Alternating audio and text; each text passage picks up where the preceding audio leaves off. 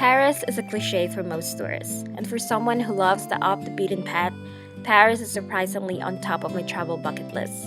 Yes, I am one of those who dreamed of seeing the Eiffel Tower as a kid, and I wanted to make it happen before I turned 25 as a celebration of self love. And so I did. Je m'appelle Marah, et ça, Marah, je raconte Paris. I will not pretend to know everything about French culture. Truth is, aside from the Eiffel Tower, I don't know much about France. I guess the good thing that comes out of it is that I didn't have expectations when I got there. I just allowed Paris to surprise me. And speaking of surprise, I didn't expect I would fall in love with the biggest museum in the world. I love art, but I was never a museum geek. So I was really surprised when I thoroughly enjoyed our visit in the Louvre, to the point that I just want to stay there the whole day. Believe me, there's so much about the Louvre than Leonardo da Vinci's Mona Lisa. It is home to many finest artworks made by the greatest artists in the history. Every piece of art leaves me in awe. Each has a story of its own.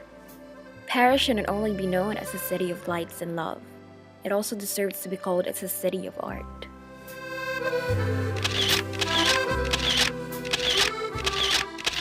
We decided to explore Paris through hop-on, hop-off bus, and I was just sitting there in utter awe. It feels so surreal. I didn't know that such beauty exists in this world. There are just no other words but beautiful. You know the beauty that takes your breath away? Yes, that is Paris to my eyes. The only downside I saw was the traffic. It felt like EDSA all over again. Bumper to bumper, no proper lanes, motorists breaking the law. But I have to disagree when they say Parisians are arrogant people. I actually find them very friendly. You can easily get lost in this city. Every building almost looked the same because of their uniform architectures. I also didn't expect I would compare Paris to Philippines Divisoria. There's a big concentration of souvenir shops and bargain stalls in the city, which surprised me big time. It's like seeing Divisoria in a first world country. I couldn't help but wonder, if only we took good care of Manila and preserved our identity like how French people did, we're probably as beautiful and as progressive as Paris. After all, Manila was once called as the Paris of Asia. Notre Dame, one of the most beautiful churches I've been to. There are exhibits and displays to see inside, so expect the flock of tourists. But despite the chaos, I was able to find my moment with God. I felt a sense of connection with Him that I've never encountered before. And this is why Notre Dame will forever have a spot in my heart. Our first sight of the Eiffel Tower happened in Jardin des Tuileries. Right after exiting the Louvre, my best friend called my attention with pure excitement. And there it was, the Eiffel Tower standing with its effortlessly beauty from afar. Nothing but joy in my heart. And the moment of truth has arrived. The Eiffel Tower standing with all its might in front of me. It took a while before it dawned on me that what was once a dream is finally happening before my very eyes. It was real. To stand in front of the Eiffel Tower was a proof that dreams do come true, and there is nothing impossible in this world. That yes, it is possible for self-love to win. My best friend and I wanted to cry in that moment, because self-love brought us here. We didn't go up to the tower for a personal reason. I vowed to myself that I'm only going up to the Eiffel Tower with the man I will marry one day. And I seriously can't wait for that moment. I've been praying for him as much as I've prayed for this dream to come to life. And oh, to ride on a carousel by the Eiffel Tower is another item off the bucket list. I felt like a kid again. I was so alive.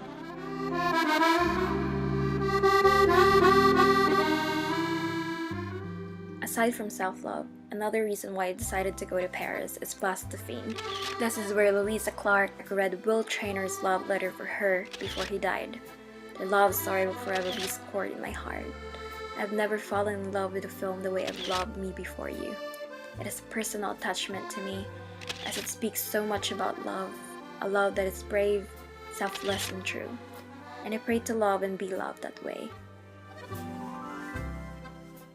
And of course, this trip wouldn't be complete without love for food. I'm a self-confessed pastry lover and a budget traveler, and Paris is definitely my kind of place. We spent all our days in the city devouring French pastries. There are bakeries in every corner of the street. Croissant, baguette, eclairs, name it, they have it. But if you miss your favorite burgers and fries, don't fret, because Five Guys got your back. Five Guys in Champs-Élysées was a great find. I've never been to a fast food chain with an open kitchen, banging a loud music, and being welcomed by the friendliest and coolest staff. Not to mention, the burgers and fries were nothing short of amazing. Man, I don't mind working with these guys. Risk is climbing to Arc de Triomphe knowing that you're claustrophobic. We had to go through more than 200 steps and spiral staircase of death just to reach the viewing deck, but it's definitely worth the climb. It is one for the books. At the top, you have an overview of all Paris and appreciate every facet of the city you haven't seen before.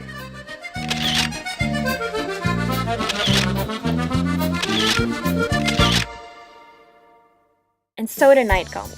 Paris is known as a city of lights for a reason. The city transports to a different world when all the lights lit up. Paris has its own beauty at night, very romantic.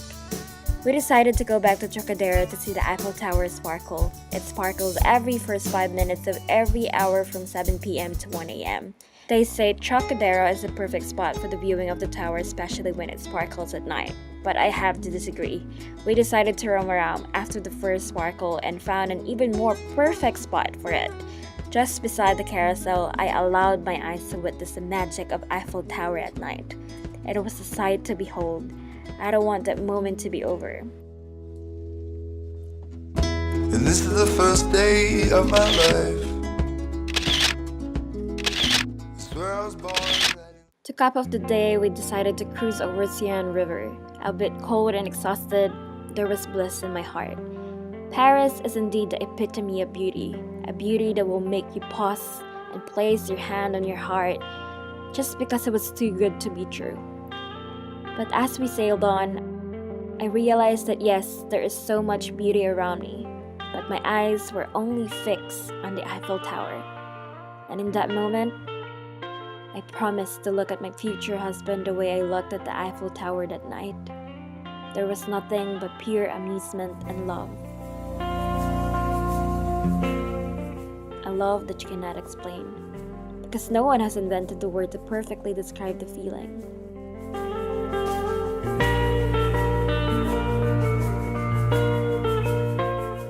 Yes, that kind of love does exist. I came to Paris only to fulfill a childhood dream of mine. But I realized that there's more to this city than the Eiffel Tower. There are the friendly locals, the best-tasting pastries, the one-of-a-kind architectures and art, and the unexpected surprises, like the solace I found in Notre Dame despite the crowd. The reward after overcoming a fear in Arc de Triomphe, the way Seine River restored my faith and love, and finding a way to win during a time of loss in front of the Eiffel Tower. Yes, Paris can be expensive, crowded, and cliché for others. But of all the clichés in the world, Paris is my most favorite.